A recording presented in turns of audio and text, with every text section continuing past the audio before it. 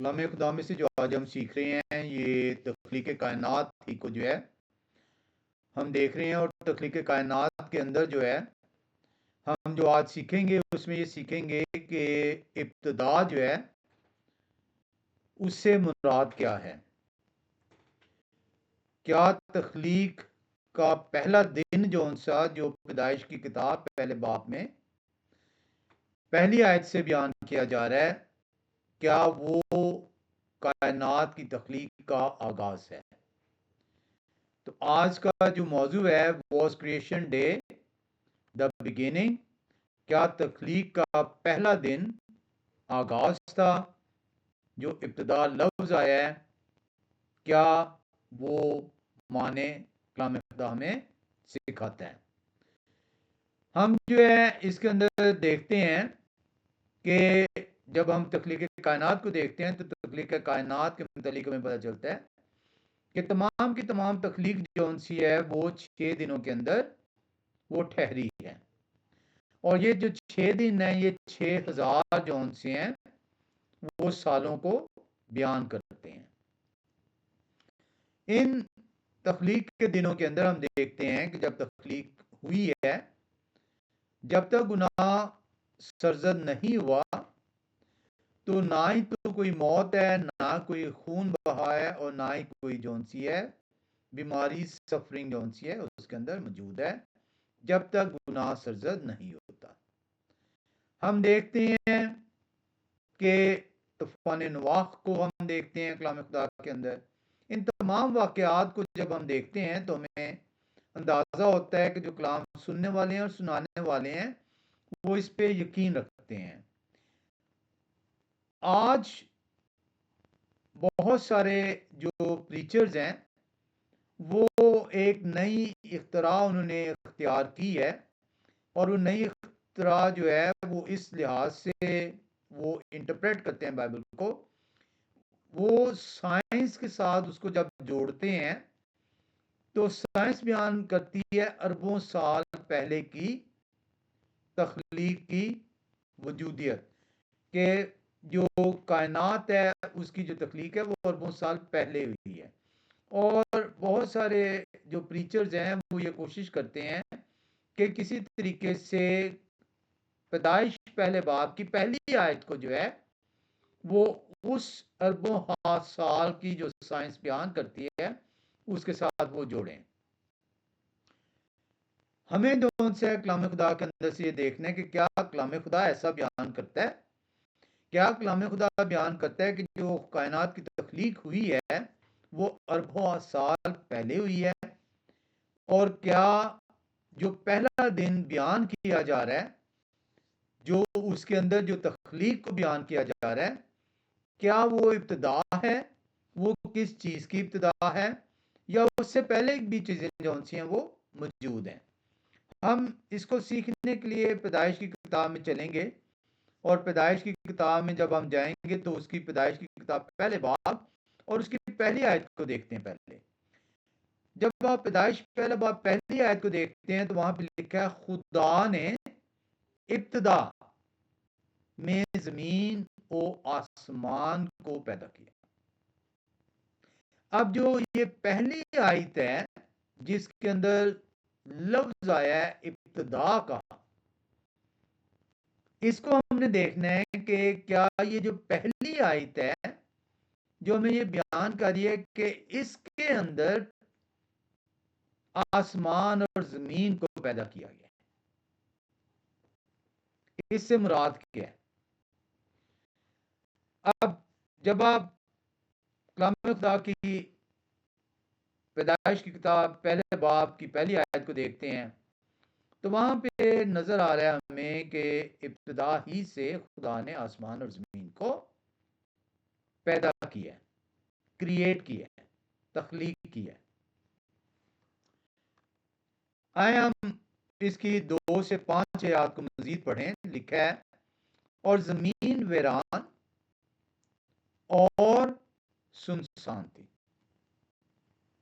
अब ये दूसरी आयत जो सी है जब आप पहली आयत से मिलाते हैं तो आपको नजर आता है कि इसके अंदर कोई गैप नहीं है।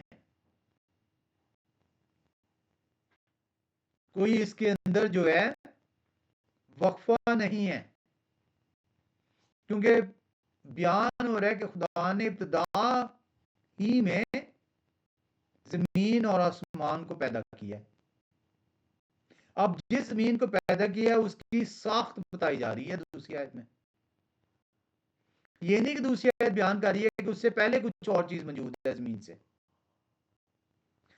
लिखा है और जमीन वीरान और सुनसान थी और गहराओं के ऊपर अंधेरा था और खुदा की रूह पानी की सतह पर जुम्बिश करती थी। यानी वो जो जमीन और आसमान तख्लीक कर दिया गया है, इब्तिदा में सबसे पहले जो चीज बनाई गई है वो जमीन और आसमान है। लेकिन उस जमीन के अंदर जो है और उस आसमान के अंदर जो है जो तख्लीक होनी है वो किस तरीके से होनी है वो आप पैदाइश पहले बाब में उसको देखते हैं। लिखा और खुदा ने कहा कि रोशनी हो जाए और रोशनी हो गई। ये तीसरी आयत जो सी है आपको मजीद उसको आगे लेकर चल रही है, क्योंकि जमीन लिखा हुआ है दूसरी आयत में और जमीन वीरान और सुनसान थी और गहराओं के ऊपर अंधेरा था। अब वो अंधेरा है, जमीन पैदा हो चुकी है, आसमान पैदा हो चुका है, लेकिन अंधेरा है। और खुदा तीसरी आयत में कह रहे हैं और रोशनी हो जा।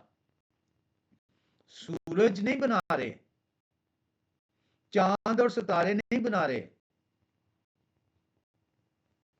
लेकिन खुदा कह रहे हैं रोशनी हो जा और रोशनी हो जाती है।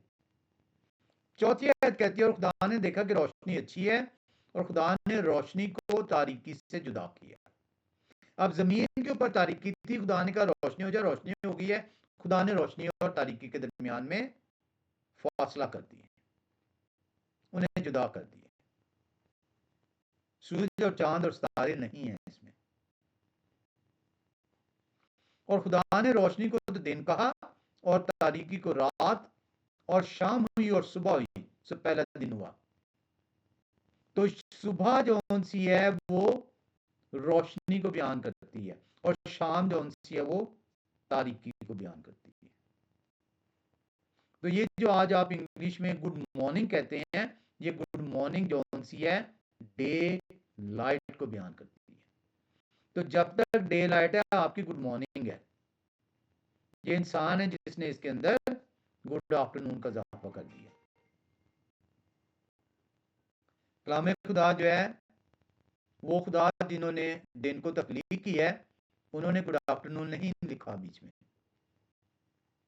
कलाम खुदा इसको बयान नहीं करता, कलाम खुदा सिर्फ गुड मॉर्निंग बयान करता है और गुड इवनिंग बयान करता है। इसलिए लिखा है, जब आप पढ़ते हैं, लिखा है 5वीं आयत में, and there came to be evening and there came to be morning, there is no good evening, no good night. ये इंसान की तख्लीक करता है। इसलिए मैं जब भी किसी को, जब तक रोशनी है, हमेशा गुड मॉर्निंग कह के पुकारता हूँ। अब हम जो देख रहे हैं इसके अंदर, वो लोग जो ये इसे कहते हैं कि ये पैदाइश पहले बाब की पहली आयत जो सी है, जो लफ्ज इब्तिदा आया है, जो बिगिनिंग आया लफ्ज इस इंग्लिश में ट्रांसलेट हुआ है, ये इब्तिदा नहीं है, इससे पहले चीजें जो सी मौजूद हैं। ये जो इब्तिदा है ये खुदाए कदूस की इब्तिदा नहीं है। जो तख्लीके कायनात है ये उसकी इब्तिदा है। तख्लीके कायनात में वक्त की इब्तिदा है। वक्त यहां से इब्तिदा हो रहा है, वक्त यहां से पैदा किया जा रहा है। जो वक्त का आगाज हुआ है वो आसमान और जमीन की पैदाइश से ठहरा है। जमीन की इब्तिदा है, ये खुदा की इब्तिदा नहीं है। अब यहां पे एक लासानियत के जो माहिर उस्ताद हैं, उनका नाम है चार्ल्स टेलर, वो बयान करते हैं, कहते हैं कि ये जो कायनात है ये कोई हादसाती तौर पर पैदा नहीं हो गई, जैसा कि एवोल्यूशनिस्ट बयान करते हैं।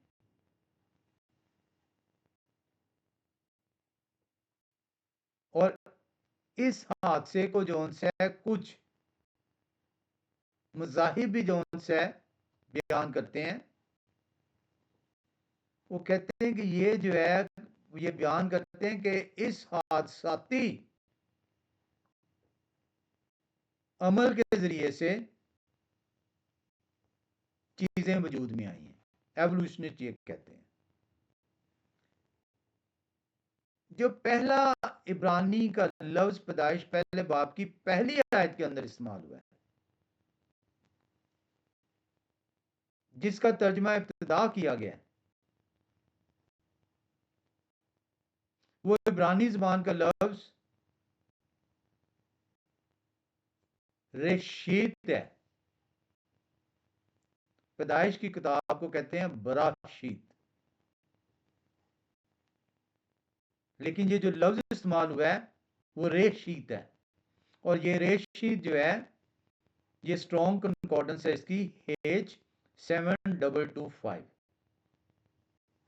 इसका मतलब है इब्तिदा, बिगिनिंग।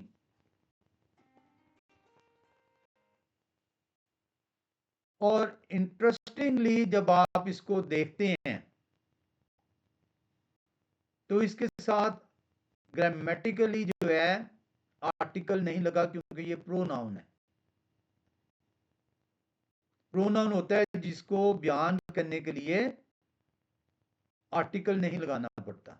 मसलन शहर नाउन है, लेकिन जब आप उसका नाम लिख देते हैं लाहौर, कराची, इस्लामाबाद, तो ये प्रोनाउन हो जाता है।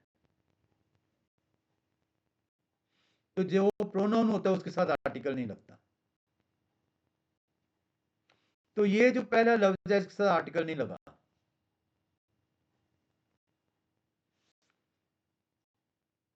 ये जो चीज है ये बयान करती है कि इब्तिदा जो सी है उसका वजूद है, उससे पहले कोई चीज वजूद में नहीं है।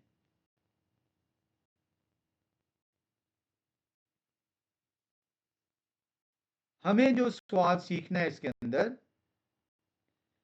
हमें सीखना है कि खुदाए कदूस ने जो लिखा हुआ है कलाम खुदा में, जो हमें पढ़ते हैं कि खुदा ने इब्तिदा में आसमान और ज़मीन को पैदा किया, इसका मतलब क्या है?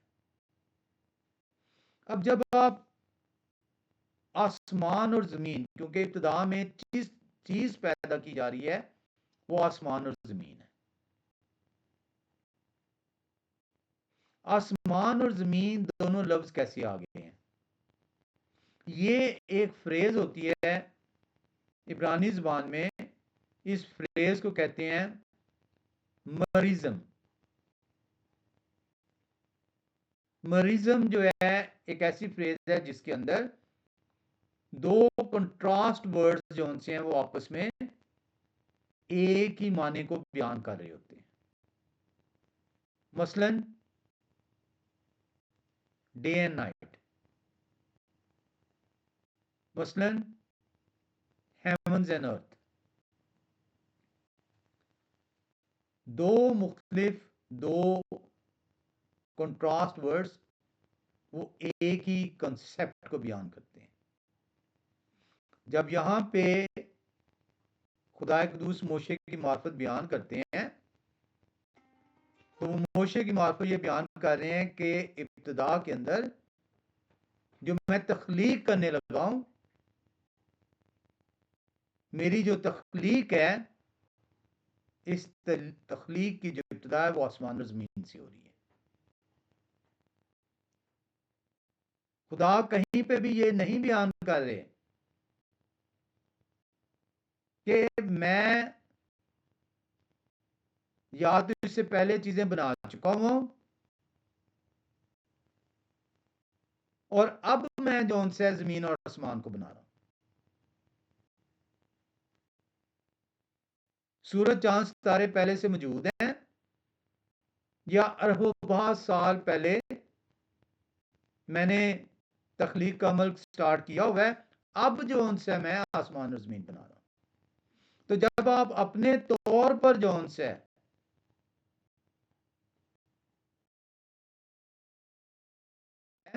कलाम खुदा के मुनाफी होगा।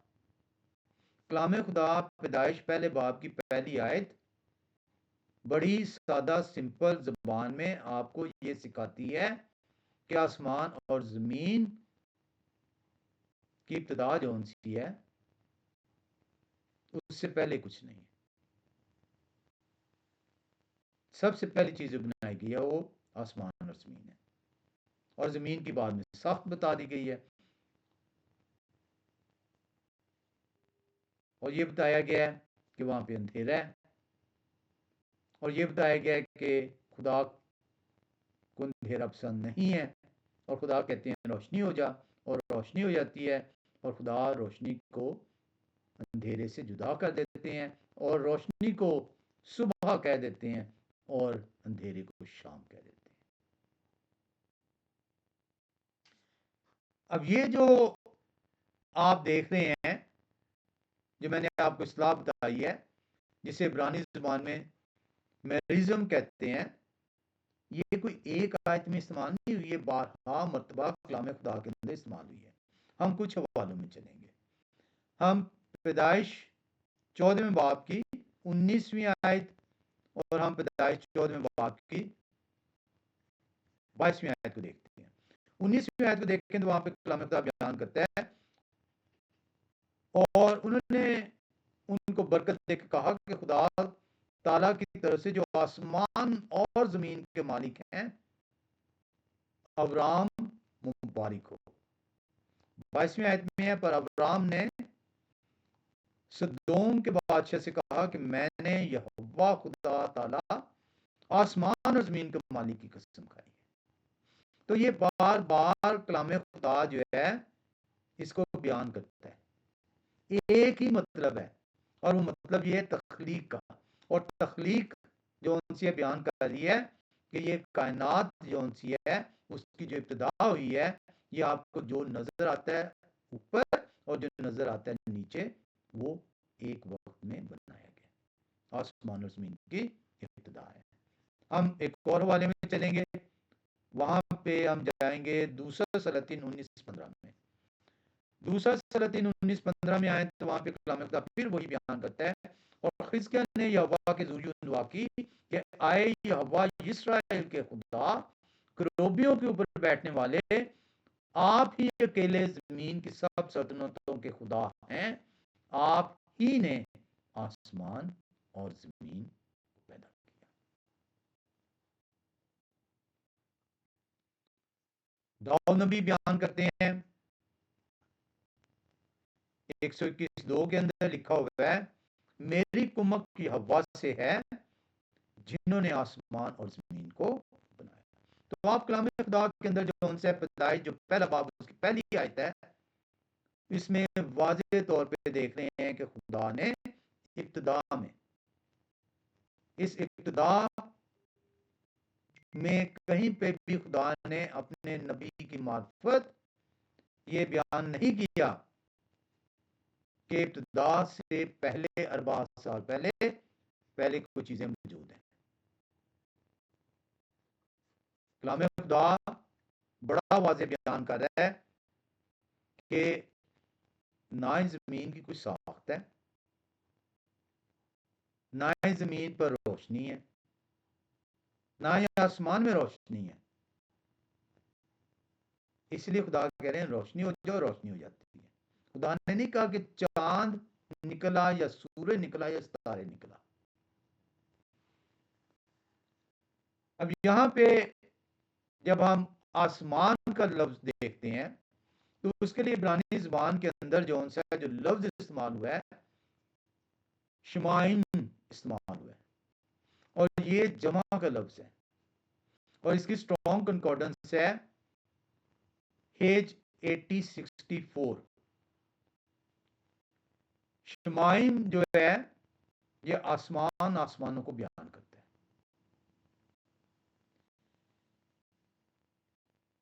और ये बयान कर रहा है कि खुदा ने आसमान के अंदर जो भी चीजें हैं उन्हें बनाने से पहले आसमान बनाया। इसी तरीके से जो जमीन के लिए लफ्ज इस्तेमाल हुआ है इब्रानी जुबान में, वो एरेट्स है लफ्ज, और ये स्ट्रॉन्ग कंकॉर्डेंस 776 है। तो जो कलाम खुदा के अंदर पहली आयत है, ये इंतहाई इंपॉर्टेंट है। पहली आयत जो उनसी कलाम खुदा में पैदाइश पहले बाब की पहली आयत है, वो तख्लीक कायनात की तख्लीक को बयान करती है और उसके अंसर एलिमेंट को बयान करती है कि किस चीज की तख्लीक की गई है। असूल के मुताबिक जब आप अमूमी तौर पर, आप लोगों ने अमूमी तौर पर देखा होगा, समरी का लफ्ज सुना होगा। समरी होती है जो कुछ बयान किया गया है उसका निचोड़। अब ये निचोड़ अमूमी तौर पर आप देखते हैं कि ये जो अमूमी तौर पर निचोड़ होता है, ये निचोड़ खुलासा ये किसी चीज को बयान करने के बाद बयान किया जाता है। लेकिन हरगिज ये ऐसा नहीं है कि ये पहले बयान नहीं हो सकता।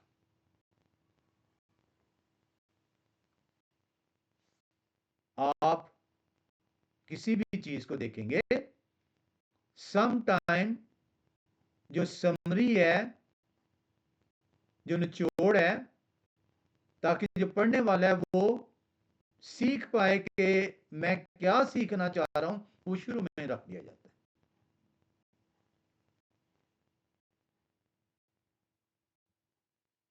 बजाय आखिर में रखने के वो शुरू में बयान कर दिया जाता है। खुदाए कदूस ने मोशे की मार्फत जो पहली आयत है उसमें जो तख्लीक वो करने लगे हैं, उसे पहली आयत में रखा है। खुदा ने पहली आयत में बयान कर दिया कि जो कुछ कायनात के अंदर मैं बनाने लगा हूं, उसके लिए मैंने आसमान और जमीन तख्लीक की है। अब आपको झांकना होगा कि आसमान में मैंने क्या रखा है और जमीन पे मैंने क्या रखा है। तो पहला बाब पैदाइश का, उसकी पहली आयत जौन सी है, ये समरी स्टेटमेंट है कलाम खुदा के अंदर तख्लीक कायनात की। और इस समरी स्टेट के बाद पैदाइश पहले बाब की दूसरी आयत से लेकर पैदाइश दूसरे बाब की पहली 3 आयत तक इस समरी स्टेटमेंट को तफसील से बयान किया गया। यह इसी तरीके से है कि आप जो उनसे कहें कि मैंने इस साल एक बाग लगाया है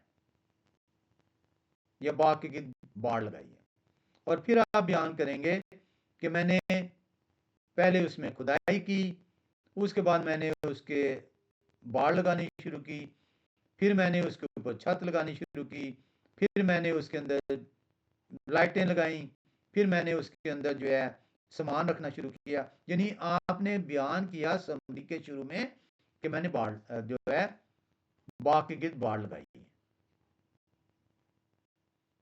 अब आप उसकी तफसील बयान कर रहे हैं। यही चीज खुदा ने मोशे की मार्फत बयान की है। तो खुदा ने कहीं पे भी कोई झोल नहीं रखा हुआ। जो पहली आयत है वो आपकी एक तख्लीकी समरी स्टेटमेंट है। ये समरी स्टेटमेंट आपको बयान कर रही है कि खुदा ने इब्तिदा की कैसे है, किस चीज की है। और जब आप इसके अंदर देखते हैं तो पहली और दूसरी आयत के अंदर कोई गैप नहीं है।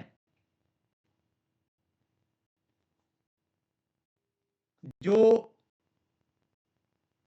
अनफॉर्चुनेटली एक तो एवोल्यूशनिस्ट और दूसरे वो जो कलाम को उस अरबा साल से जोड़ना चाह रहे हैं, वो ये कहते हैं कि खुदा ने आसमान जमीन पैदा कर दिया लेकिन उससे पहले सूरज चांद तारे मौजूद थे। खुदा ने तख्लीक की हुई थी चीज़ों की अरबा साल पहले, इसलिए साइंस ये बयान करती है खुदा ने जो उनसे उसके बाद जो है आसमान और ज़मीन पैदा की है। लेकिन आप जब कलाम खुदा को खोलते हैं और उसको पढ़ते हैं तो पैदाइश पहले बाब की पहली आयत ही आपको ये बयान कर रही है कि आसमान और ज़मीन खुदा बयान कर रहे हैं कि मैंने तख्लीक कैसे की है। उसकी तफसील दूसरी आयत से बयान करना शुरू करते हैं। तख्लीक पहली आयत में बयान कर देते हैं और उस तख्लीक की तफसील पैदाइश पहले बाब की दूसरी आयत से शुरू होती है। और इसका सबूत ये है कि पहली और दूसरी आयत के अंदर जब जमीन तख्लीक हो गई है तो जमीन की साख्त बयान हो रही है, कहीं पे कोई गैप नहीं है। जैसे जमीन तख्लीक हुई है जमीन की साख्त बयान कर दी गई है।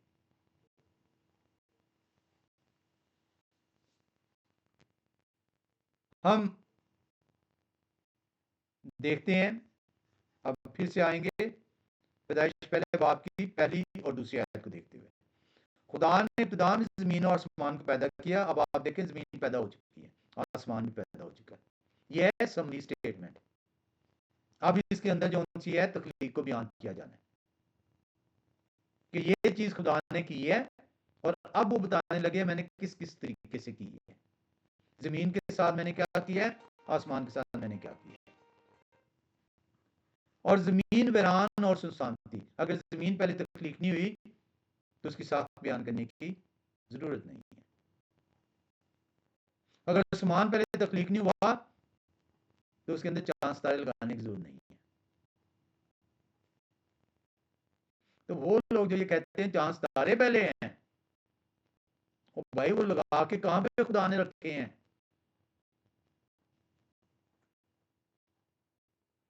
यानी पहले चीज बना ली और उसके बाद आप आसमान बना रहे हैं ताकि उनमें टांग सके। कलाम खुदा तो ऐसा बयान ही नहीं करता। तो आपका अरबा कंसेप्ट जो अरबा साल का कंसेप्ट वो पहली आयत ही खुदा के कलाम की रद्द कर देती है। इसीलिए पहली और दूसरी आयत के अंदर गैप नहीं है। और जमीन वीरान और सुनसान थी और गहराव के ऊपर अंधेरा था, पूरी उसकी साख्त बयान हो रही है। और खुदा की रूह पानी की सतह पर जुम्बिश करती थी। जमीन पर पानी है जब खुदा ने बनाया।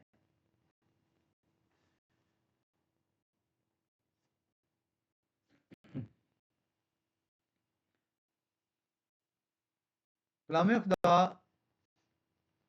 बयान करता है कि जो है तमाम चीजें कितनी देर में बनती हैं। पहली आयत उसकी समरी स्टेटमेंट जैसे मैंने आपको बताया, और दूसरी आयत के साथ उसको मिला दिया, उसको बयान कर दिया ताकि कहीं भी किसी भी तौर पर तरह का गुमान ना पैदा हो जाए। तो ये खुदा का कलाम है, इंसान का कलाम नहीं है जहां पे तरतीब बाद में जोड़नी पड़ती है।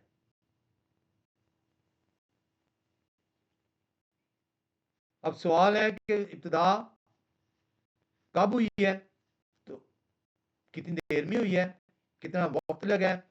तो वो खुरूज की किताब बड़ा वाज़ी उसे बयान करती है। खुरूज 20 के अंदर हम आए तो वहां पे आपको नजर आएगा खुरूज 20 बाब 9वीं आयत से अगर आप देखें, लिखा है 11वीं आयत से, सॉरी, लिखा है क्योंकि यहोवा ने 6 दिन में आसमान और जमीन और समुंदर और जो कुछ उनमें है वो सब बनाया।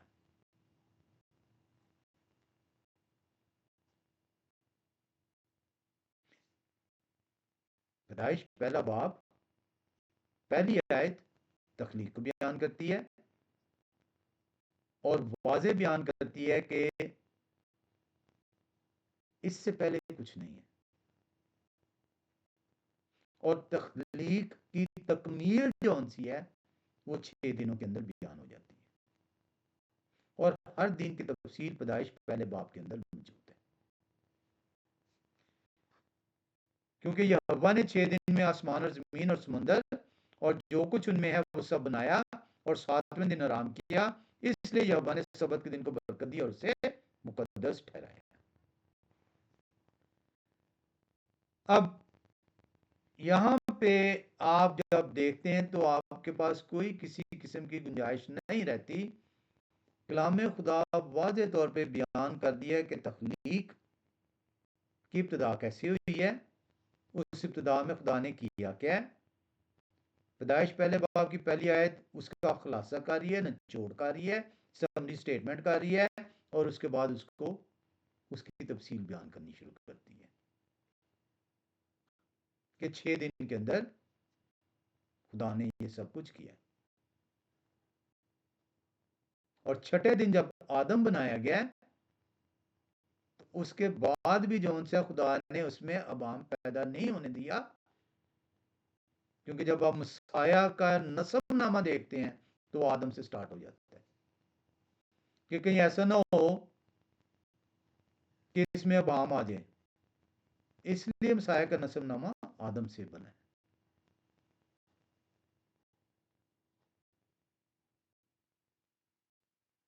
कि आदम के बाद भी कोई और तख्लीक नहीं हुई।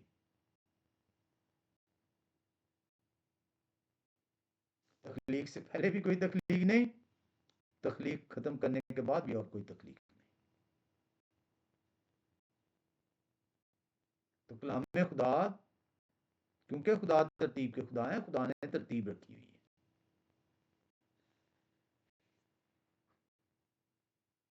कुछ लोग ये कहते हैं, वो कहते हैं कि यहां पे जो खुरूज की किताब 20वें बाब की 11वीं आयत मैंने भी आपसे पढ़ी, और उसमें वो कहते हैं ये जो लफ्ज आया है आसमान 11वीं आयत में, क्योंकि यहोवा ने 6 दिन में आसमान और जमीन और समंदर और जो कुछ उनमें है वो सब बनाया और 7वें दिन आराम किया। वो कहते हैं यहाँ पे जो लफ्ज आसमान है, ये बेसिकली बयान हो रहा है वो चीज जो आपको नजर आती है।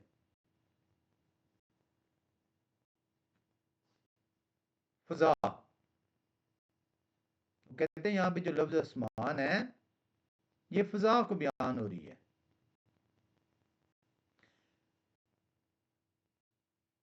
अब अगर ये लफ्ज सिर्फ फजा है तो फिर आसमान और जमीन इकट्ठा कैसे लफ्ज आ गया। इसलिए मैं आपसे ये बार बार यही कहता हूं कि कलाम खुदा ये हम कहते इसीलिए खुदा के कलाम है क्योंकि उसके अंदर गलती का मकान नहीं होता। अगर इंसान का जो उनसे कलाम होता तो उसमें आपको लामहला तौर पर गलतियां गलतियां नजर आती। अब पैदाइश की किताब में आसमान जमीन आया, खरूज 20:11 के अंदर वो बयान हो रहा है आसमान और जमीन। तो अगर ये फजा है तो फिर ये इकट्ठा लफ्ज क्यों आ गया आसमान और जमीन।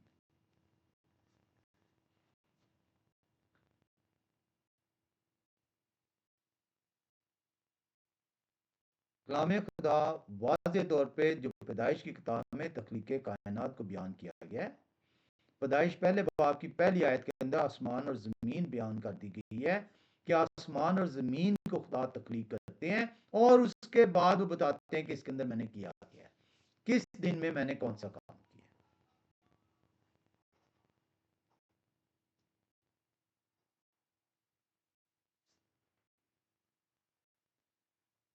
उनका जो ये दावा है कि ये सूरज चांद जौन से हैं और सितारे ये खुदा ने पहले तख्लीक किए थे, ये जो खुदा बता रहे हैं फजा जौन सी है ये इसकी वजह से, क्योंकि ये बहुत ही गहरी है। वो कहते हैं जिस तरह बादल आ जाते हैं और बादल की वजह से सूरज छुप जाता है, अंधेरा हो जाता है, इसी तरीके से उसमें भी ये समान था। सूरज वगैरह बने हुए थे पर रखे कहां पे हुए थे। तो भाई आप फजा कह रहे हैं तो आपने कहा जी बादल की वजह से जो है सूरज छुप गया है, चले मान लेते हैं सूरज छुप गया है, लेकिन रात नहीं होती। जितना मर्जी गहरा बादल हो, रात नहीं होती।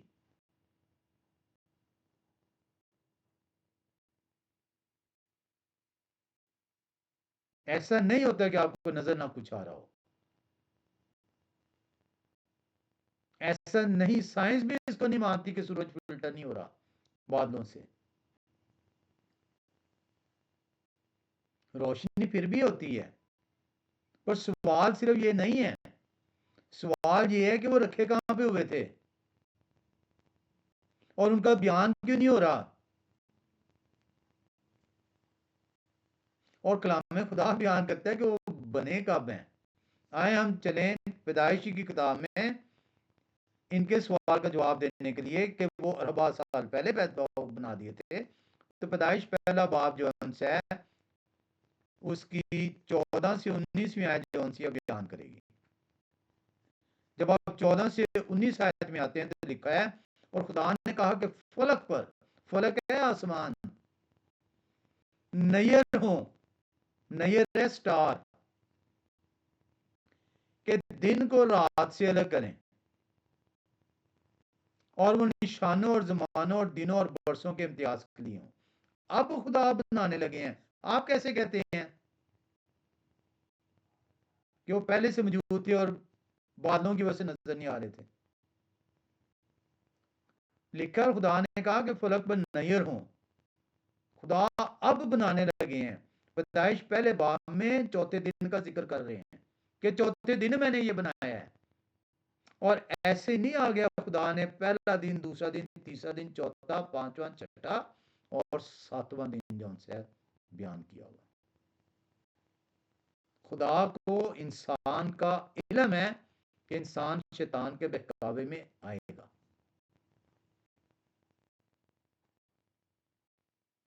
ऐसे नहीं चौथा दिन जो उनसे पैदा हुआ।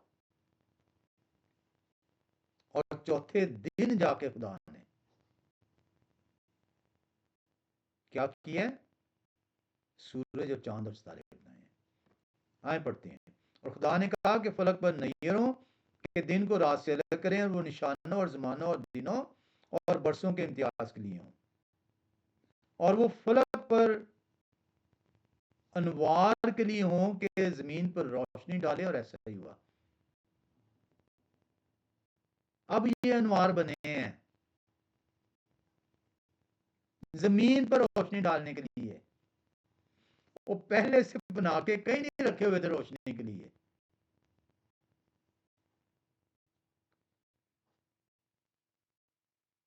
लिखा है, सो खुदा ने दो बड़े नैयर बनाए, एक नैर अकबर के दिन पर हुक्म करे, और एक नैर असगर के रात पर हुक्म करे, और उन्होंने सितारों को भी बनाया। तो आपका दावा कैसे हो गया कि आसमान और जमीन से पहले ये सूरज, चांद और सितारे मौजूद थे? क्योंकि आप जोड़ना चाह रहे हैं साइंस की उस तर्जीह को कलाम के साथ के जस्टिफाई कर सकें कि तख्लीक कायनात को अरबा साल हुए हैं, और खुदा ने उनको फलक पर रखा। अब रख रहे हैं फलक पे बनाने के बाद, ना ही पहले बना के कहीं रखे हैं, ना ही वो बनाए गए हैं। जैसे बनाए गए हैं फलक पे लगा दिए। खुदा तरतीब के खुदा है कि जमीन पर रोशनी डालें, और दिन पर और रात पर हुक्म करें, और उजाले को अंधेरे से जुदा करें। और खुदा ने देखा कि अच्छा है, और शाम हुई और सुबह हुई, सो चौथा दिन हुआ।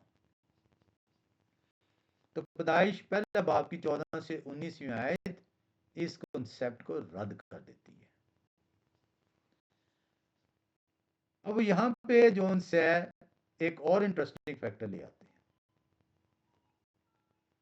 मैंने आपसे कहा था कि पैदाइश की किताब को बराशीत कहा जाता है, लेकिन तख्लीक जो पैदाइश है, पैदा होना का लफ्ज है, पैदा होने को या तख्लीक जिसको लफ्ज आया है उसको रेशीत कहा गया है। बरा जो सा लफ्ज है इसका मतलब है बनाना। अब वो ये कहते हैं कि बरा जो है जिसका मतलब है सॉरी बरा का मतलब है तख्लीक, और असा लफ्ज आया है बनाने के लिए इब्रानी जुबान में। रेशीत है तख्लीक, इसलिए इसको बराशीत कहा दिया जाता है कि खुदा ने तख्लीक कायनात की है, पैदा किया है। वो कहते हैं कि जब आप पैदाइश पहले बाब की 16वीं आयत में आए हैं, हमने 14 से 19 पढ़ी थी, तो हमें एक मतलब फिर से 16वीं आयत में आना पड़ेगा। 16वीं आयत में लिखा है सो खुदा ने दो बड़े नैयर बनाए। वो कहते हैं यहाँ पे जो नैयर बन रहे हैं ना, इसके लिए इब्रानी ज़बान में लफ्ज आया असा। वो कहते हैं ये बरा से फर्क है, तख्लीक से फर्क है। इसका मतलब है कि खुदा ने तख्लीक पहले से की हुई थी, अब इनको सिर्फ जो से जाहिर कर दी है, इसीलिए दो लफ्ज मुख्तलिफ लगे हैं। अब ये जो उनसे है इसको हमें देखना पड़ेगा कि ये दावा उन्होंने कैसे कर दिया। इसके लिए हमें जो उनसे है पैदाइश दूसरे बाब की हमें चौथी आयत में आना पड़ेगा। पैदाइश की किताब दूसरा बाब और उसकी चौथी आयत में चलते हैं। अब ये दोनों लफ्ज जो से हैं बरा और असा इब्रानी ज़बान के तख्लीक और बनाना, ये दोनों लफ्ज पैदाइश दूसरे बाब की चौथी आयत में आए हैं। ये है आसमान और जमीन की पैदाइश जो खलक हुए जिस दिन यहोवा खुदा ने जमीन और आसमान को बनाया। तो ये दोनों इंटरचेंजेबल है, ये दोनों का जो मतलब है वो सेम है। तो आप इस तरीके से गुमराह नहीं कर सकते कि बरा का मतलब जो है तख्लीक हो गया और असा का मतलब है बनाया बनाना हो गया। तो बनाया हुआ था पहले खुदा ने, इसलिए वो कहते हैं बनाया। पैदाइश पहली बाप की 16वीं आयत में कि नैयर बनाए हैं, रखे पहले से हुए थे। इसको वो कहते हैं कि इसका मतलब है कि इसको जाहिर कर दिए। आए हम देखेंगे जाहिर करने के लिए क्या लफ्ज असा इस्तेमाल होता है। तो जाहिर करने के लिए हमें देखना पड़ा गया इब्रानी डिक्शनरी के अंदर, और हमें नजर आएगा कि वहां पे इब्रानी डिक्शनरी में अगर कोई चीज जाहिर की जाती है तो उसके लिए लफ्ज फर्क चूज होता है। कलाम खुदा उसके लिए लफ्ज यूज करता है रा, सा नहीं। और ये पैदाइश पहले बाप की 9वीं आयत में इस्तेमाल हुआ है कि जाहिर कहां पे किया गया है। पैदाइश पहला 9 में आए तो वहां लिखा है और खुदा ने कहा कि आसमान के नीचे का पानी एक जगह जमा होकर खुशकी नजर आए। यहां पे लफ्ज आया है रा, यहां पे अपील कर दी है, उसको दिखा दी है, और ऐसा ही हुआ। तो कलाम खुदा जो है ये जो लफ्ज उन्होंने इतराज किया था कि बनाया पहले से हुआ था, इसलिए ये दो मुख्तलिफ लफ्ज आ गए हैं। बरा यानी तख्लीक, बराशीत यानी कि खुदा ने पैदाइश की है, पैदा किया, चीजों की तख्लीक की है। और कहते थे कि ये जो लफ्ज असा है नैयर के लिए कि बनाया उसे, ये पहले से बना हुआ था। लफ्ज इसलिए तो दोनों में मुख्तलिफ है क्योंकि यहां पे सिर्फ जाहिर किया उन्होंने। और इसकी वो रीजन देते हैं, वो आयत पेश करते हैं, हम उस आयत में आएंगे अभी। लेकिन हमने पैदाइश पहले बाप की तख्लीक कायनात के अंदर 9वीं आयत में देख लिया कि जब कोई चीज जाहिर करनी है तो उसके लिए रा का लफ्ज आएगा। खुदा ने हर लफ्ज की तरतीब बयान की हुई है। हम ये जो रोशनी है, ये रोशनी सूरज से नहीं ली गई, ना ही चांद से ली गई है।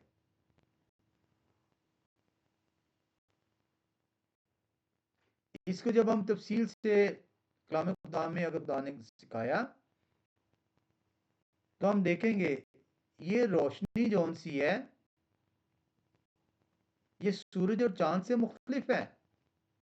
और ये एक ही मरतबा सिर्फ पैदाइश की किताब में नहीं हमें नजर आ रहा कि ये रोशनी है क्या। खुदा ने क्यों कहा कि रोशनी हो जाओ, रोशनी हो गई है। ये रोशनी चीज क्या है, इसलिए वो ये कहते हैं कि देखें अगर ये रोशनी हो ही नहीं सकती थी अगर सूरज ना होता, अगर चांद ना होते, अगर सितारे ना होते, ये रोशनी कहां से लेते। ओ भाई, कलाम खुदा में ये नए जो बनाए गए हैं, ये चौथे दिन बने हैं, वाजे तौर पे आ गया है। और उनको जो उनसे फलक पे लगाया गया चौथे दिन, ताकि नहरे अकबर जो उनसे है वो दिन को मुनव्वर करे और नहरे अस्कर रात को मुनव्वर करे। लेकिन ये जो रोशनी है जो तख्लीक कायनात के वक्त पहले दिन हुई है, ये खुदा का जलाल है। और खुदा का जलाल जो उनसे है ये सिर्फ पैदाइश के अंदर नहीं नजर आया, ये आपको पैदाइश से लेकर खुदा की बादशाहत में भी नजर आएगा। खुदा की बादशाहत में सूरज और चांद नहीं होंगे, रोशनी होगी। कौन सी रोशनी होगी? यही रोशनी होगी जो अब खुदा ने दिखाई है।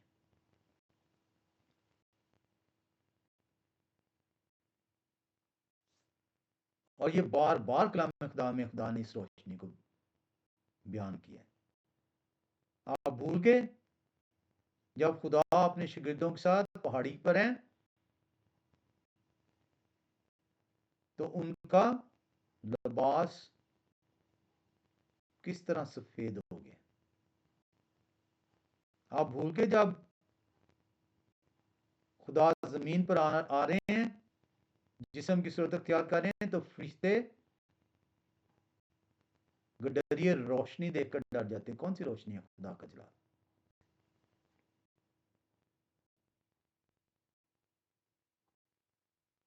तो ये रोशनी जो सी बार बार दिखाई गई है, ये रोशनी सूरज और चांद की नहीं है। कलाम खुदा बार बार जो उनसे बयान करता है, वो ये कहते हैं, योग नबी की किताब का हवाला देते हैं, उसमें हम चलेंगे। योग नबी की किताब 38 बाब में। योग नबी की किताब 38वें बाब में अगर आप आए और उसकी हम जो आयत देखेंगे, योग नबी की किताब 38 बाब और उसकी जो आप आयत देख रहे हैं वो देख रहे हैं चौथी और 9वीं। अब इसको जब आप पढ़ते हैं तो वहां पे लिखा हुआ है, खुदाए कदूस योग नबी से कह रहे हैं, आप कहां थे जब मैंने जमीन की बुनियाद डाली? आप दानिशमंद हैं तो बताएं। 9वीं आयत में वो कहते हैं, जब मैंने बादल को उसका लिबास पहनाया और गहरी तारीकी को उसका लिपटने का कपड़ा। वो कहते हैं, देखें, खुदा ने योग नबी की मार्फत वाज़े बयान कर दिया है कि बादलों पर गहरी तरीकी थी, इस वजह से सूरज थे पहले, चांद सितारे थे पहले, लेकिन उस बादल पे क्योंकि गहरी तरीकी थी इसलिए वो जो उनसे रोशनी नहीं आ रही थी। पहली चीज कि ये जो योग नबी की किताब के अंदर ये जो हवाले हैं ये पोइट्री के तौर पर लिखे हुए हैं, शायराना अंदाज में लिखे हैं, शायरी की तर्ज है। यहां पे कहीं पे भी किसी भी जगह पे योग नबी को खुदा ये नहीं कह रहे कि सूरज चांद जो उनसे उनकी रोशनी को छिपाया गया था। सिर्फ बादल को बयान किया जा रहा है कि बादल की वजह से तारीकी आ जाती है, और वो आप सबको इल्म है। लेकिन आप उस जगह पे नहीं जाते जहां पे पैदाइश पहला बाब 14 से 19वीं आयत इनकी तख्लीक को बयान करती है और उस वक्त को बयान कर देती है।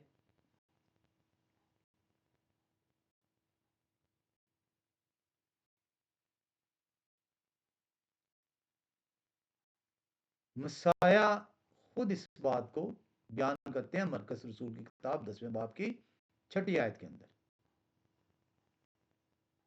आए देखें वो तख्लीक को किस तरीके से बयान करते हैं। मरकज रसूल की इंजील में हम चलेंगे और हम 10वें बाब की 6ठी आयत को देखते हैं। लिखा है, लेकिन खलकत के शुरू से उन्होंने उन्हें मर्द और औरत बनाया। वो तख्लीक कायनात को बयान कर रहे हैं, और तख्लीक कायनात के लिए आपको पैदाइश पहले बाब में आना पड़ेगा। खुदा तो खुद आपको बयान कर रहे हैं कि भाई मेरे खलक करने से पहले जिस तरीके से मैंने अपने नबी की मार्फत फरमाया है कोई अबहाम नहीं है। कहीं पे भी किसी भी जगह पे खुदा ने अपने कलाम के जरिए से तख्लीक को अरबा साल से तशबीह नहीं दी। इब्तिदा को गुमगू की हालत में नहीं रखा, वाजे बयान किया कि तख्लीक 6 दिन के अंदर हुई है और तख्लीक की तरतीब कैसी हुई है और तख्लीक की इख्तिताम कहाँ पे हुआ है, और इख्तिताम के बाद जो 7वां दिन है खुदा ने क्या किया, और 7वें दिन को इंसान के लिए नहीं अपने लिए मुकर्रर किया, और उस दिन के अंदर बरकत रखी, और उस दिन को अपने होने की वजह से पाक ठहराया, क्योंकि खुदा की उसके अंदर शमूलियत है, वो खुदा का दिन है। इसलिए आपको काम से रोक दिया गया, काम से मना किया गया खुदा के दिन के अंदर। वो आपका दिन नहीं है, वो आपको दिन दिया ही नहीं गया।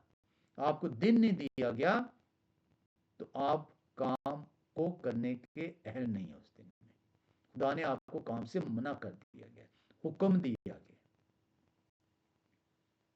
बल्कि आपसे कहा गया कि बरकत के लिए आ, ताकि तेरा जिस्म ताज़ा हो सके। हम कलाम खुदा का शुक्र अदा करते हैं कि खुदा हमें तौफीक बख्शते हैं कि हम उनके सिखाए उसूलों के मुताबिक उनके दिन में हाजिर ठहर सकें, बरकत ले सकें, उनसे हिकमत का तलब कर सकें, ताकि हमारी जिंदगियां उनके असूलों के मुताबिक चलें और हम गुनाह ना करें ताकि हलाक ना हो। खुदा आप सबको खुदाए कदूस का दिन जो सबत है वो मुबारक ठहराए।